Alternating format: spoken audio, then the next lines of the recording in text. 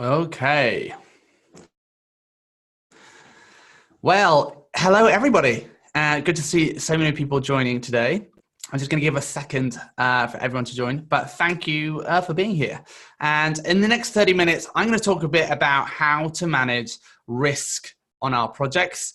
And I think this is a really important topic. I think it's useful for perhaps project managers who don't do any risk management or formal risk management. But even if you do some risk management, I think you're going to learn some tips and tricks, some tools and techniques for doing it better and managing risk more effectively. So I'm going to talk for about 20 minutes or so. I'm going to do a Q&A as well. There's a Q&A thing at the bottom of the screen. So if you've got any questions at all, stick them in there and we'll pick up as many as we can at the end of this session. So let's get going. So for everyone who is joining for the first time, I'm Ben Aston. I'm a digital project manager and founder of the digitalprojectmanager.com. I've been a PM for more than 15 years and I've worked for some great agencies. I've worked with some cool clients. And 8 years ago, I launched the digitalprojectmanager.com. So it's a website. It's probably how you found out about this webinar. It's a podcast. We've got an online course. And we've also got a membership program where thousands of PMs go each month to get better at what they do. And it's been growing steadily for the last 8 years. So thanks for you for being part of this, for showing up today and participating. Thanks for spending time with me and being part of the DPM community. I really appreciate it. So we've got a lot to cover today and looks like we've got a whole stack of people here. So we are going to get going. And for those of you who just joined us, just to say, yeah, we've got a Q&A at the bottom of the screen. So if you've got any questions that you want to ask, put them down there and we will do our best to answer all your questions. But just to say as well, if you need specific support and help, you'll also find it in our DPM membership, and I'll talk more about that later. So let's get going. So to baseline where we're at, I want to start actually with a quick poll. And I want to know from you guys, let's just launch this poll, what keeps you awake at night? What about your projects makes you nervous? Maybe it's your team. Maybe you're worried that they can't actually do the work that you've sold in. Maybe it's that your team just keeps making mistakes. Maybe it's your client and stakeholders. Maybe they're just unpredictable, or maybe they keep making bad decisions. Maybe it's schedule setbacks. Maybe it's resourcing. Maybe it's just things taking longer than it should. Maybe it's scope creep. Maybe that's internal. Maybe that's external from your client, or maybe it's your creative director deciding that everything needs to be reworked. Maybe it's finance. Maybe it's your budgets not being sufficient. Maybe it's just business decisions being strategic or something else. Or maybe you're sleeping fine and you should just go back to sleeping. But let's see what people are saying. Oh, there looks like it's interesting. I'm just going to share the results here. People are still voting. People are still voting, so I'm going to keep going. But the front runners right now, come on, guys, get those votes in. Interestingly, okay, so what's looking like the biggest risks? What's keeping people awake at night? Are there clients or stakeholders? I'd love to know in the comments, what is it about your clients and stakeholders that you think is kind of most risky? Another aspect is scope creep. I think I'd love to know if that's internal scope creep, or maybe that's your clients trying to increase the scope of the project. Let me know in the chat. I'm going to open up the chat. Let me know what you guys are thinking with that.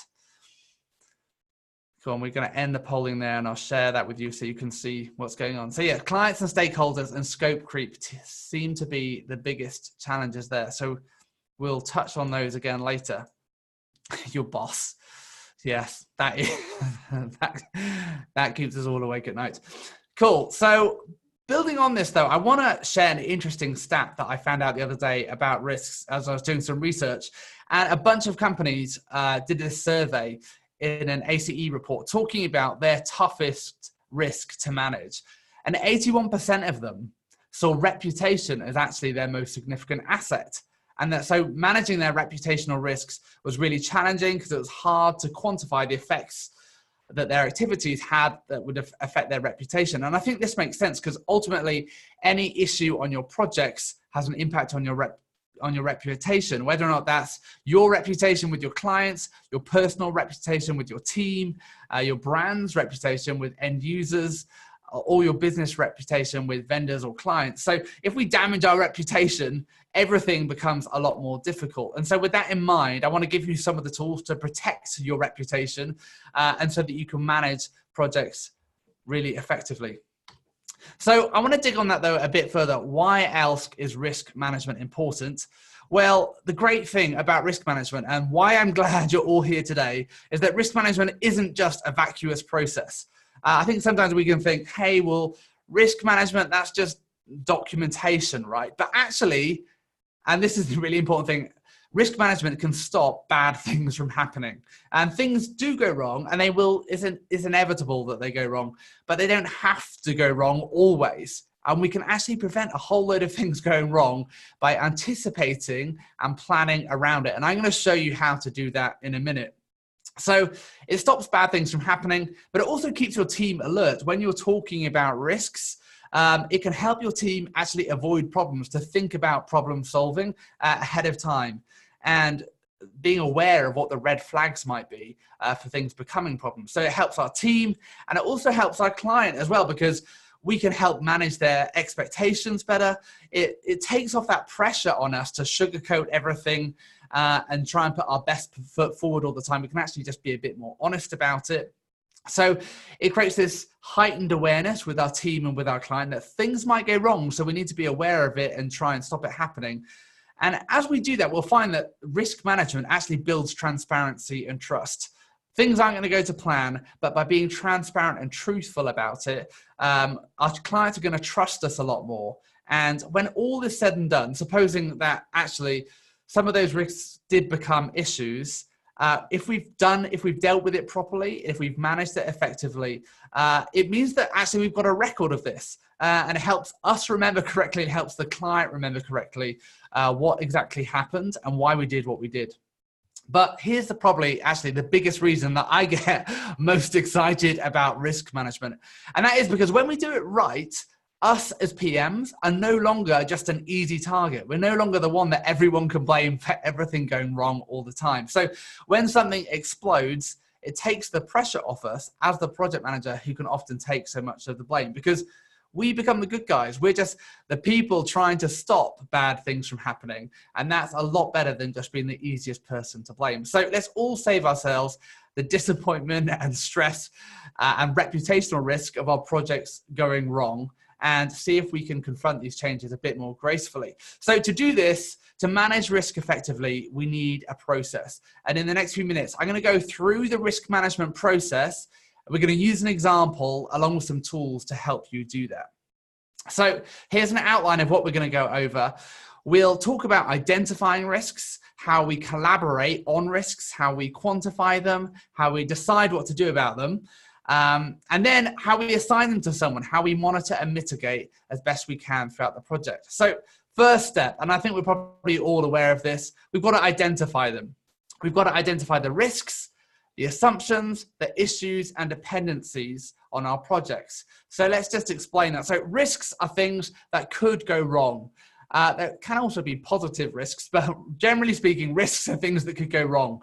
And then we've got to think about assumptions. What have we assumed for our project plan to be right?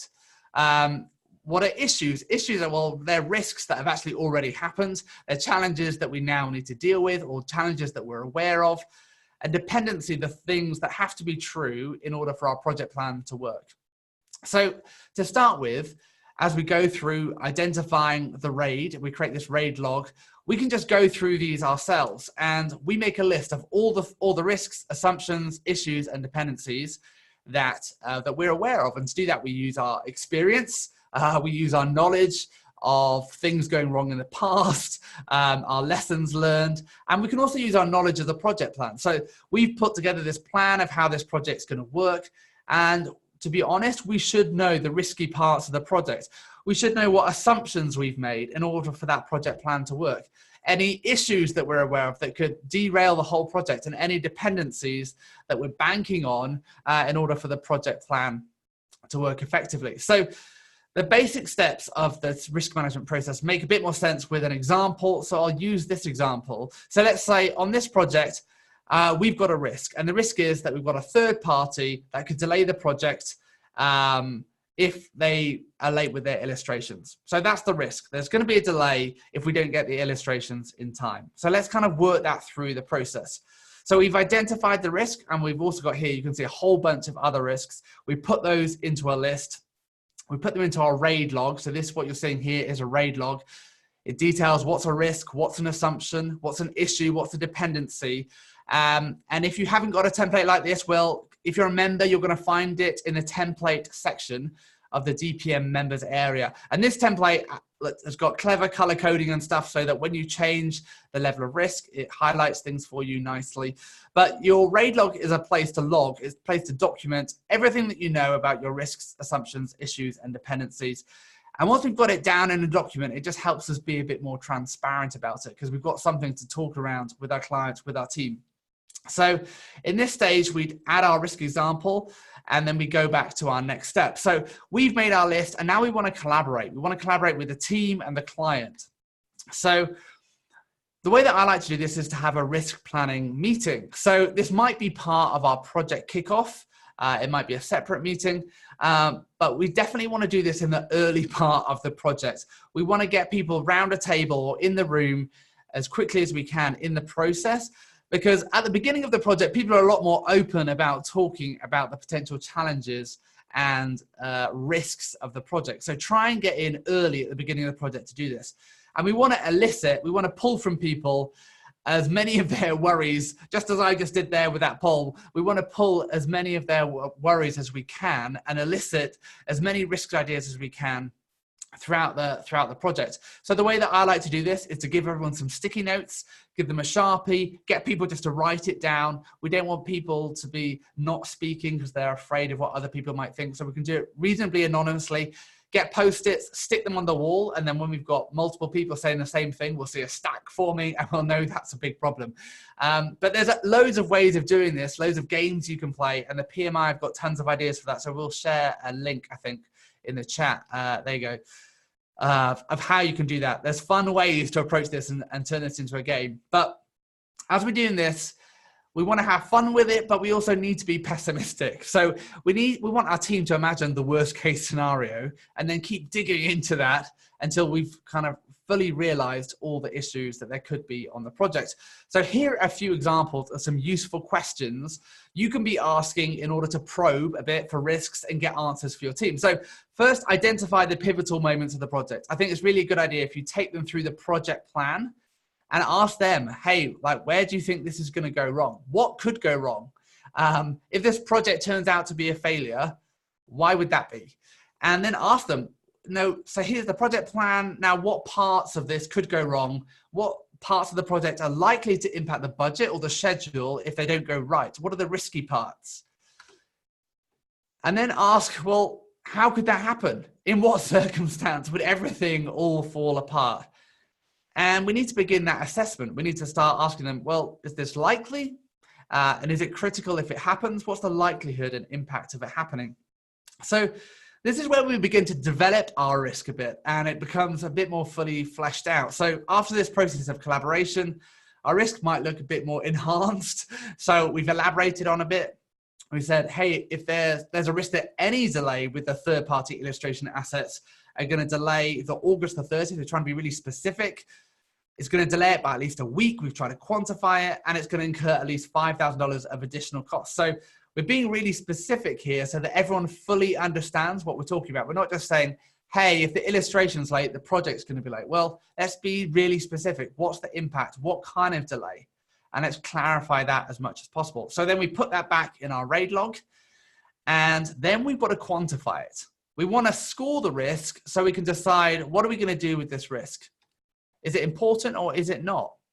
So in order to score it, we've got to look at the impact if the risk occurs, and we've got to look at the probability of that risk occurring. And this is a really important step because, as you can see in that risk log that we created, there's an endless, infinite almost number of risks that we could be talking about, that we could be registering. So we've got to somehow sort that list out and work out what to focus our attention on. So we've got to focus our efforts on minimizing the biggest, baddest risks. And so how do we do that? Well, I'm going to show you here. So let's start with our example. Knowing what we know from our team discussion and our history, say, with this third-party vendor, let's say that we've decided there's a medium probability of this happening because we know this vendor's been late with delivery before. And if we're late, the impact's going to be critical. So how do we come up with this? Well, here's some guidelines of how to score it. And we've got these in the template that we can share with you guys. But we're scoring this as a medium risk. There's a 10 to 50% chance of this happening. And we say medium because we know that the vendor fails to deliver on time about a third of the time. But we want to score this. How probable is it that this is going to occur? So now for impact, you can see here we've said this is critical. We can say this is a critical risk because if this happens, the project is a complete failure. Maybe there's a media campaign that's going live. If we don't hit the deadline, then we're going to miss the campaign and the client is going to be really pissed. So it's going to cost us $5,000 and we're going to be a week overdue. And that we are going to classify as a critical risk. It's a failure to deliver on the project's objectives, which is, let's say, launching a campaign before the end of August. So to finish up quantifying the risk, we're going to add it back into our RAID log. Here you can see we've got the probability and impact of the risk filled out in the RAID log as we did before. And then we've got to decide what to do about it. We've scored it, but what do we do about this risk? Well, this is an exercise in creative problem solving. And I think, that, again, this is why risk is fun, because we get to problem solve and try and work out cunning ways of addressing the issue. So obviously with some risks, we can just accept them. And we accept them because there's nothing that we can do about them. There's no way to avoid, to transfer or mitigate them. But just a word of warning, sorry, when we're talking about, we can just accept the risk that there's nothing we can do about them, but it's very rare that there's nothing that we can do about the risk. Now, here's the better solution, and the best solution actually is that we avoid the risk altogether. And we can avoid risks by adapting our approach. Now, a way to do this is we adapt the scope. We modify it. We do something simpler instead. If we know something is really technically tricky, if we know it, there's a really big chance of something going wrong, then we want to avoid doing it altogether. Now, this can be challenging when we have teams or creative directors who want to experiment and do things, but our job as a project manager is to ensure that we're delivering success. So we want to avoid as much as we can. So we can accept the risk and just say, hey, sure, that's a big problem, but there's nothing we can do about it. We can avoid it, and I think that's the best option. We can do something different. We can make sure that this risk doesn't occur.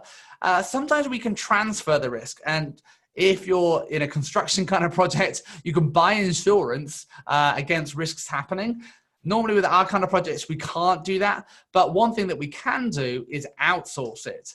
So if we outsource that complicated or complex or tricky, risky work to someone else and make sure they've got the relationship then with our client, we're scot-free because it's no longer our responsibility. So if something is really risky, think about transferring it to a third party and then having a direct relationship with the client. And that way we're no longer responsible.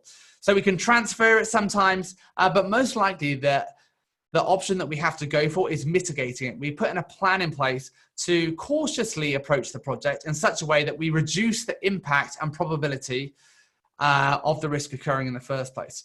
Now, finally, there's another option we've got here, which is escalating.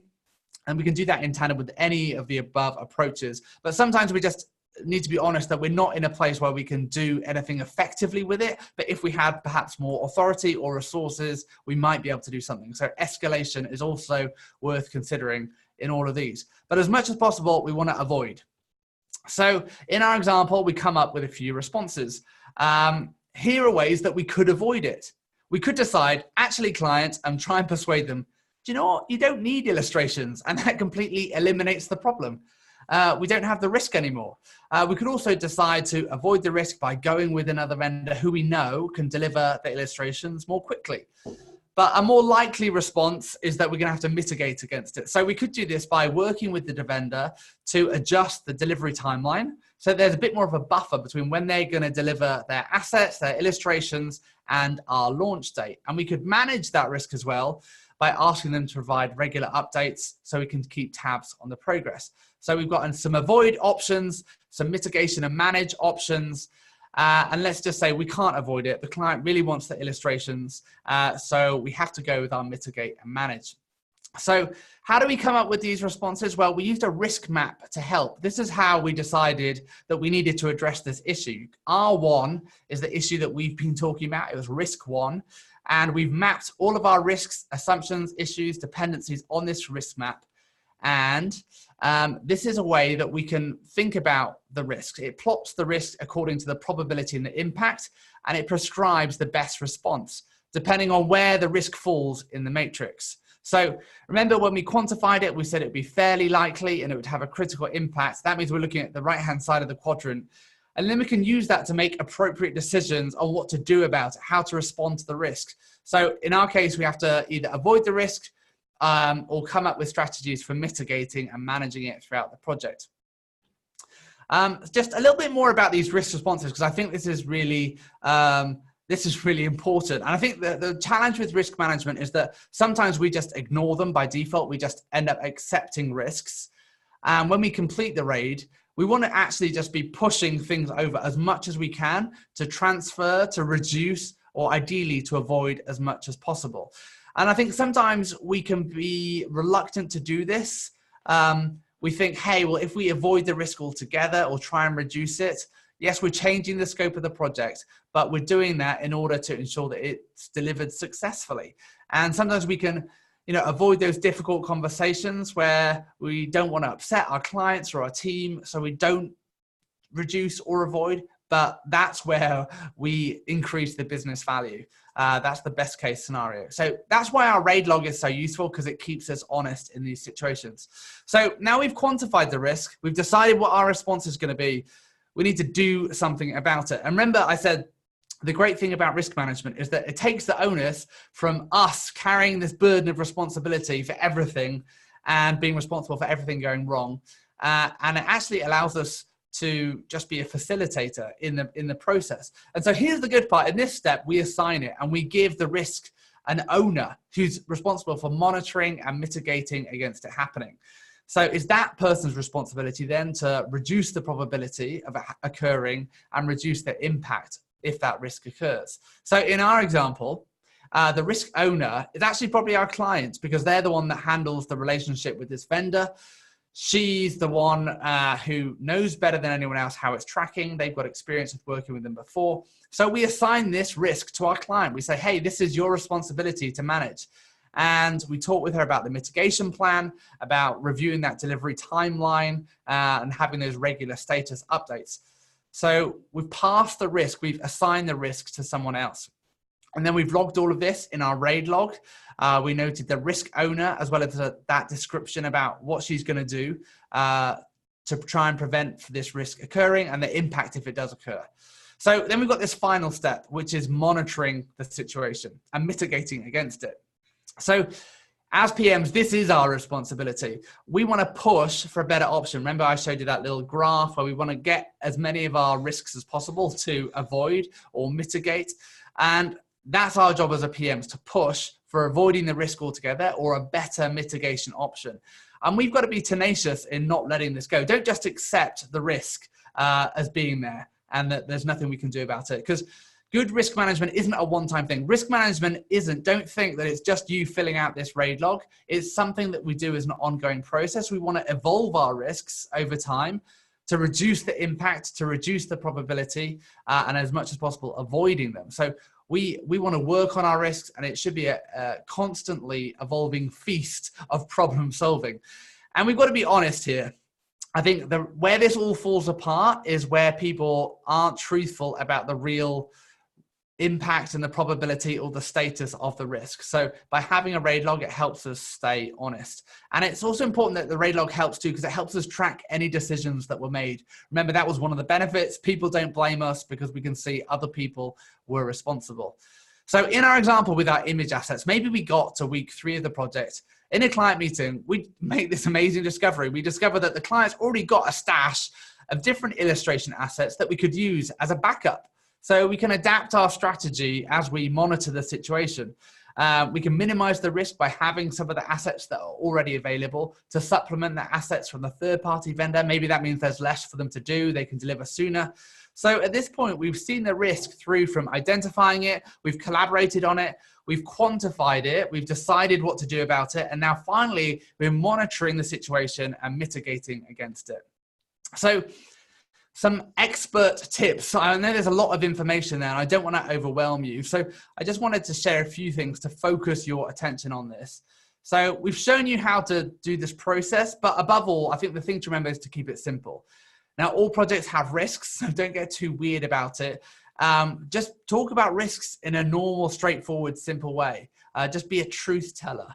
And it is simple, but it's not easy. You'll have to repeat yourself. You have to keep on telling people and explaining why something is a risk and how it could go wrong. So just be aware that repeating yourself is normal and it's part of effective risk management. And I'd say, remember, you can bring in other people. So you've got a team, use them. Instead of trying to convince your client that maybe something is really risky, bring in your team to talk about why it's risky, how it's risky, and how it could go wrong. Keep that conversation ongoing. And as part of that ongoing conversation, and I've talked about, this is something active we do, dig deeper. There's always, in our scenario, we found out that the client had some other illustration assets that we could use. This is like the fun of problem solving and the fun of risk management, finding creative solutions to problems that seem unsurmountable. So keep digging deeper to find solutions and workarounds. And finally, be keen in that process. Don't just accept that the risks are what they are and there's nothing you can do about them. Keep going after them. Keep trying to push whoever the risk owner is for their latest mitigation plan or strategy and work out what you can do to improve that situation. Because ultimately, remember, your reputation is at stake and you can save yourself a whole lot of stress if you begin to resolve these risks. So to recap, before we go to questions, you've learned why risk management is important. You've learned a process for risk management, as well as a couple of tools and techniques with that risk map and RAID log. But how do you put all that into practice? And I thought I'd sum up with a quote for you all. Here's the guy. It's Dr. David Hilton. Now, some of you may know him as the risk doctor. And this is what David says. David says, risk management is not difficult. It simply offers a structured way to think about risk, providing a framework to channel how we deal with risk intuitively. Now, I know what you're thinking, and I agree. I think this guy is wrong. Risk management is actually quite difficult. The process isn't hard if you've got a system in place and to follow, but successful risk management is actually difficult, which is why projects fall behind, go over budget, fail left and right, and people's reputations suffer as a result. So here's what I think. I think to do risk management well, you need a whole system behind you. You need the buy-in of your team and you need the buy-in of your stakeholders and clients. You need templates, you need tools, you need access to resources and people to support you when you get stuck as well. And I said we'd mention DPM membership and where you can find these templates. And that's why we launched DPM membership. It's a monthly subscription where you get access to this fresh, ongoing supply, this support of templates, ebooks, and workshops to boost your skills. You're going to train with experts and tame that chaos of your digital projects. I've got a special offer for anyone who's watching the webinar today in a minute. So stay tuned if you want to try it for free and take a quick look at what you get. So we've got these monthly live and recorded workshops. We do a deep dive into a topic area. Last month, it was about user story mapping. This month, we've got how to advance your career and get promoted. That's actually happening next week. We give you handouts as well, so you can apply these to your projects. We've got this template library. We showed you the RAID log today. But we don't just give you the templates, we give you a whole stack of filled in samples too. So it's going to really shortcut that process of creating whatever documentation it is that you need. We just added a project proposal template and sample last month. We're constantly adding to this list of templates and samples. We've got downloadable ebooks to take you through key parts of our role. We've got monthly office hours to get expert advice and mentorship. You get access to the DPM Slack where you can ask questions, share ideas, find jobs. And we've also recently launched Masterminds, and that's a semi-structured peer-to-peer mentorship group for our DPM Pro members. And it's a chance to connect on topics of interest and to help one another overcome your career challenges. We keep them really small. It's just less than 5 people. It gives people some accountability, a chance to connect and engage with one another. So it's another benefit. And as well as exclusive discounts on courses, coaching, and tools too. One of the perks of membership actually is that you get $100 off the DPM school. So instead of that monthly subscription, the DPM school is an online course in mastering digital project management. And we launched the DPM school because we kept on hearing the same things from the community, that they kind of learned PM on the job, they wanted some more formal training, and they wanted a crash course on how to do it right. So the DPM school's a mix of videos. We've got panel discussions, assignments, feedback, and office hours. There's also a Slack team for your cohort specifically, so you can bounce ideas off one another and get help too. There's way more detail about the DPM school on the website. Go to the digitalprojectmanager.com/training. We'll put a link in the chat as well. But here's a snapshot of the 7 sections of the course. Here's the video for week 3 on project timelines. So along with the video lessons, you'll get handouts, so it's quicker for you to take notes, and you'll get all the templates, of course, that you need to. And here's an example of a panel discussion, me looking very suave in my white shirt.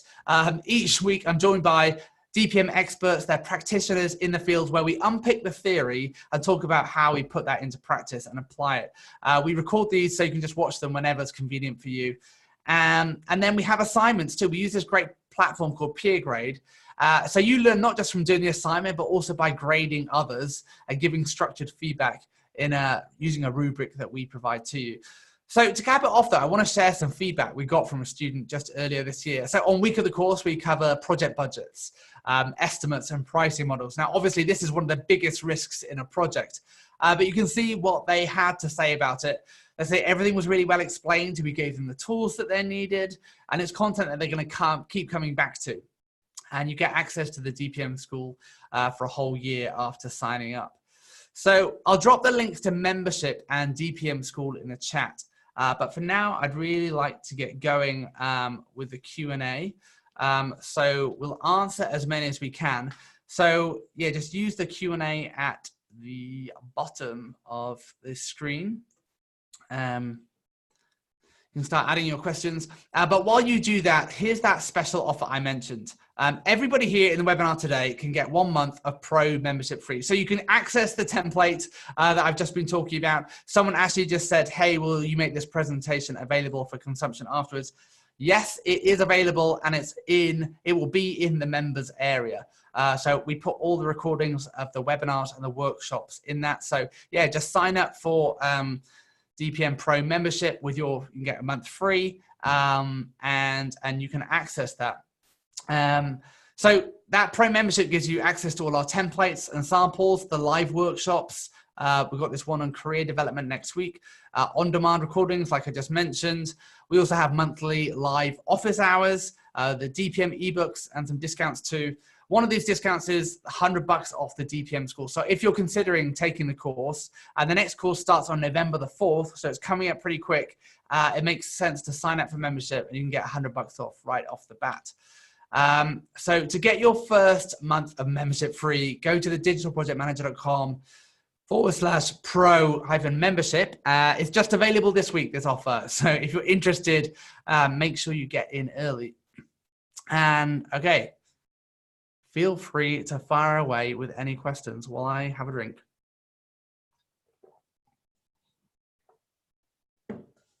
Okay.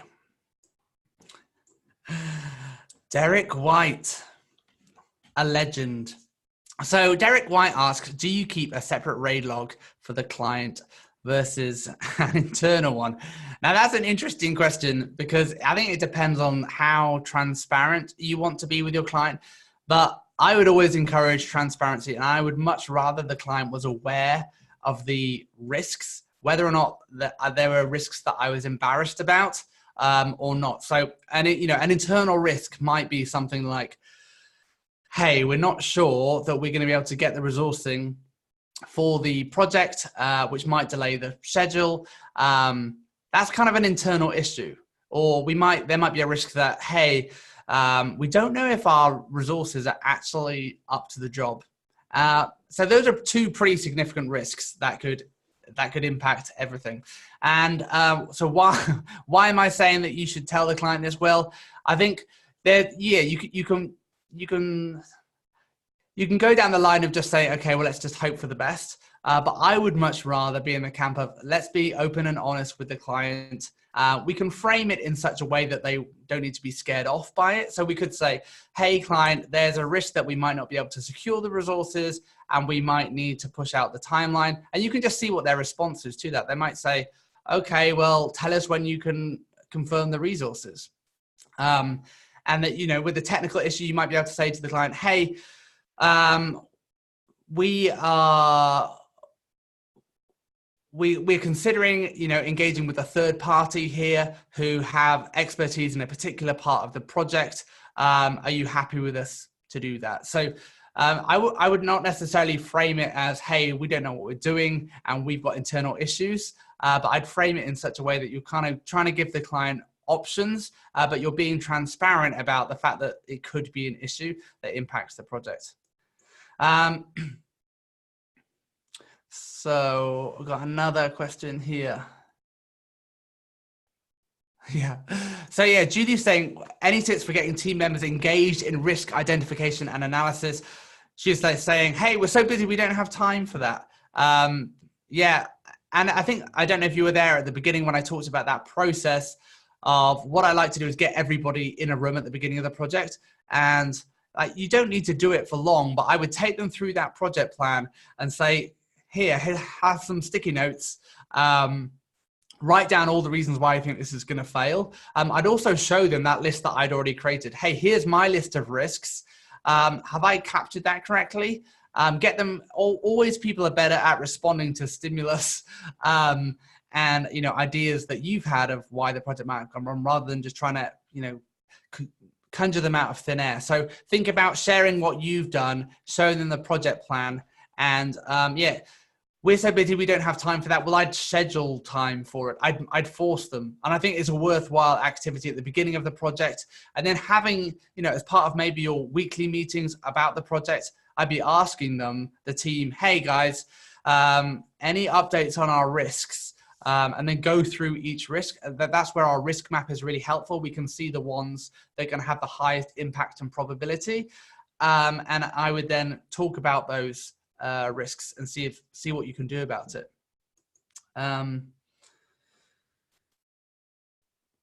Someone is asking here, Victoria's asking, do you assign a target rating for your risks, or you just quantify the current? I don't quite fully understand that question, Victoria. If you want to expand on that in the chat or retype it, let me know. Yeah, this is a really good question. How do you encourage the team to participate? I have an issue because no one wants to become owner of the risk. Yes, that can be a challenge.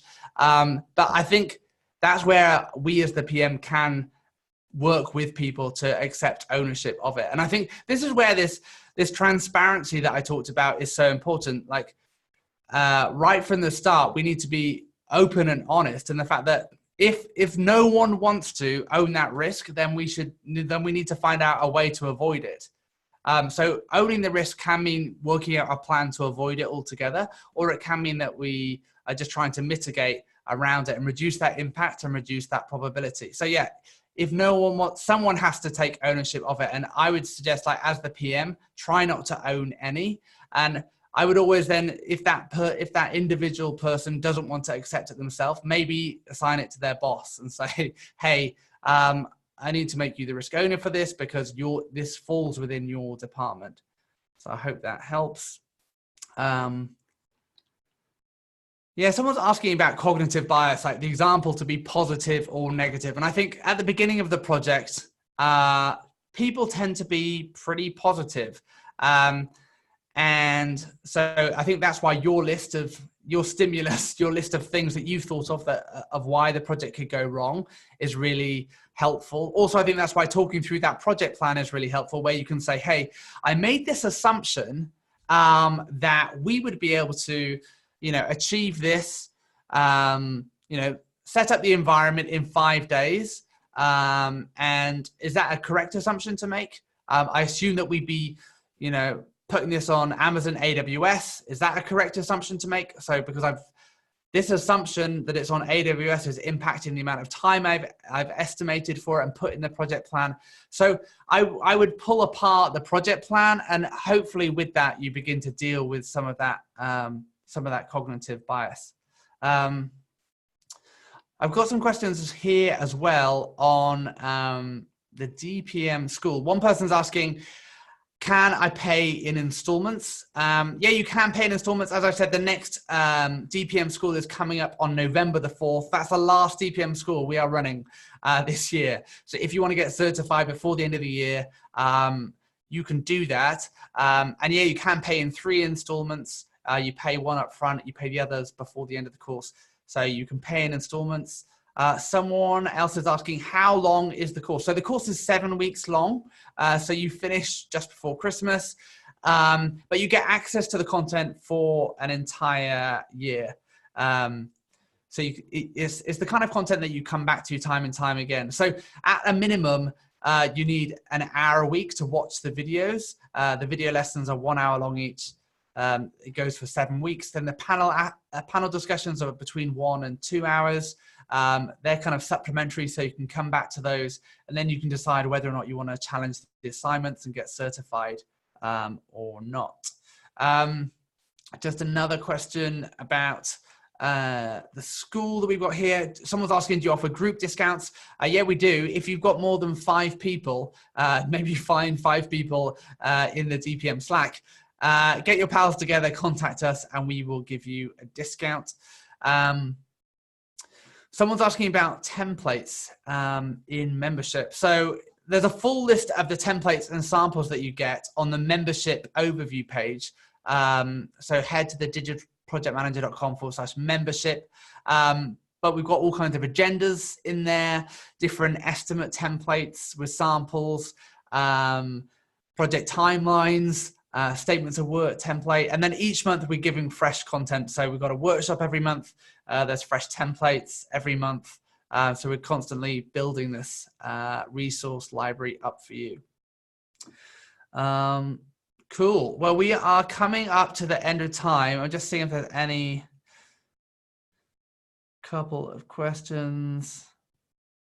Okay, I'm going to answer this one. How do you encourage client service team members to tell the client that risk and delays are not necessarily the agency's fault, and we shouldn't be giving it as a discount or for free? Risk should be viewed as part of the process, but a lot of the time it's viewed as the partner's fault and the client should not be paying. I think for me, the secret to this is that transparency and talking about it right at the beginning of the project. Another aspect that we didn't really touch on, but I think that we can do to improve the situation is to plan the project properly. And in the DPM school, we show you how to go through that process of planning the project properly. One of the parts of planning it properly is building in the buffers. Those buffers, or fat, you can build into the project schedule so that you're allowing adequate time for the client feedback and any amends.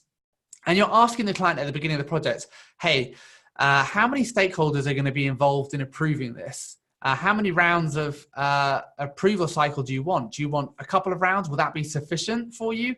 Or do we need to allow for like 4 rounds because you've got a really big team? So when we're talking about delays, I think they are often because of the client and approving things or not approving things. And then if we know that it's 4 rounds of feedback that we need to allow for, then we can adjust our estimate appropriately. Then we can adjust our timeline appropriately and say, hey, well, if you want 4 rounds, then this is what the timeline looks like. This is what the budget looks like.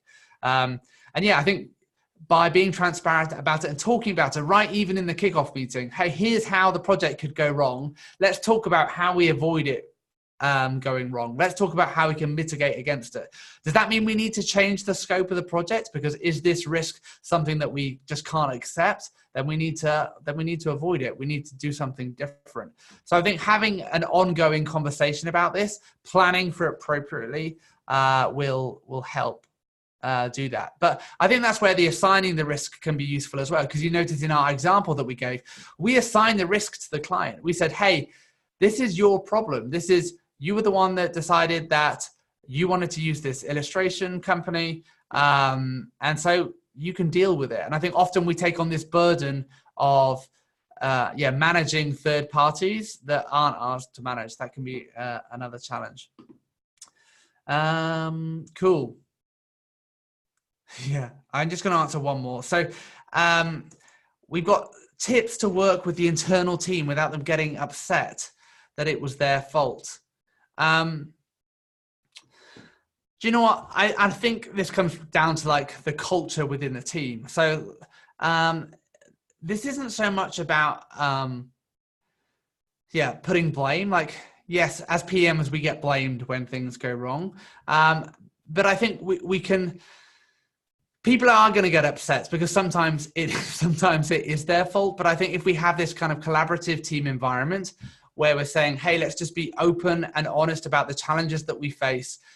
Yes, we might assign you as the person responsible for doing your best to mitigate against this and trying to come up with a plan.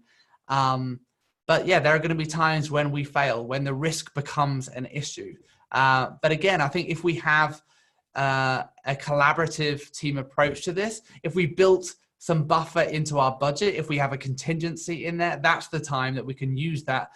And often we call that a risk budget or contingency. We can use that budget to address the situation. So it's not the end of the world. And I think as PMs, we can help them understand that, hey, this isn't the end of the world, but we're just going to do whatever we can to mitigate against it.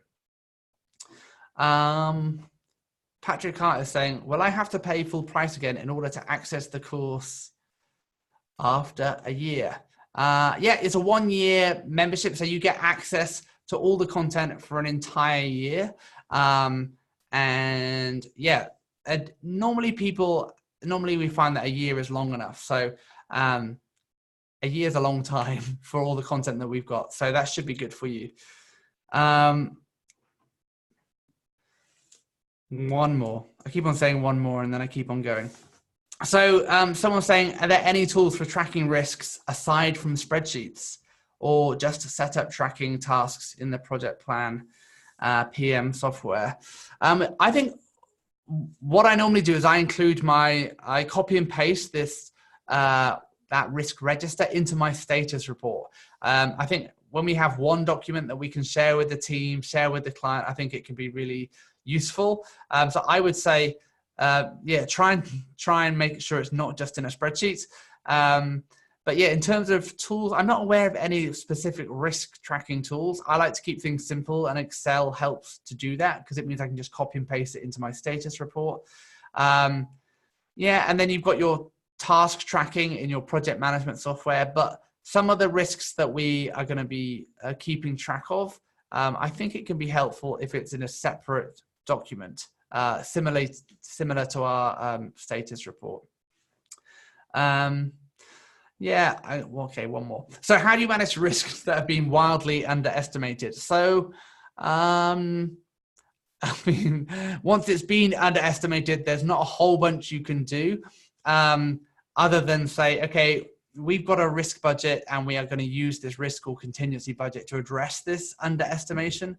But then obviously the problem that we have is that it's been underestimated. So I'd be thinking about, okay, if this is a recurring problem, if we keep on underestimating, we need to ask why that is. Is that because we're trying to estimate for too much and our planning horizon is too far? That could well be the problem.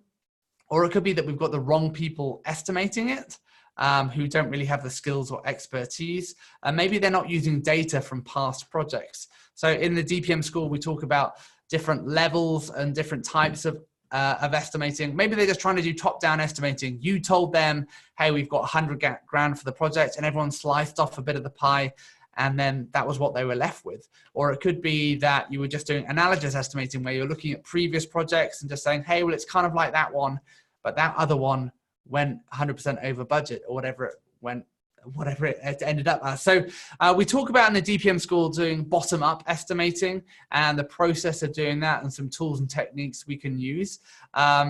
So yeah, I'd consider your estimating process. And yeah, once something has been underestimated, the only thing you can do is do a change request for the client if you find that something has significantly changed, and or use your risk budget as well, or contingency that you've allocated for the project. Cool. We have gone way over time, so I am going to end things there. Otherwise, we could be here all day, and I'll let you get back to your day jobs. So thank you guys so much for joining us today. It's been great having you with us. And yeah, hope we'll see some more of you in membership and on the DPM school. Membership is available now. That offer is available for the next week. And sign up quickly for the DPM school because the next course starts on November the 4th. But thank you so much for watching. It's been great having you with us. Thanks for all the questions and engagement. It's been awesome. Take care and have a great day.